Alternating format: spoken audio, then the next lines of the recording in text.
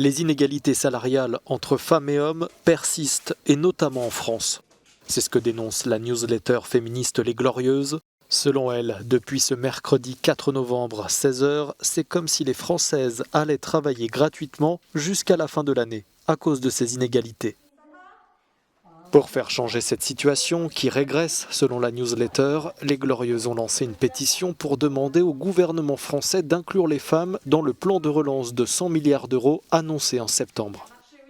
Et dans ce plan de relance, on demande notamment une revalorisation des salaires du personnel soignant ou encore du personnel enseignant qui sont aujourd'hui en première ligne de cette pandémie et qui sont composés en majorité de femmes. Et une autre proposition qu'on fait, c'est de conditionner les investissements de l'État, les subventions de l'État ou encore l'accès aux marchés publics et aux prêts garantis par l'État aux entreprises qui respectent réellement l'égalité salariale.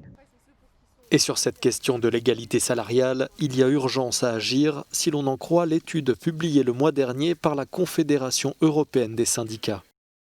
Selon cette étude basée sur des données Eurostat, au rythme actuel, il faudrait à la France plus de 1000 ans pour venir à bout de l'écart salarial entre les femmes et les hommes. En Allemagne, il faudrait attendre l'an 2121 pour y parvenir.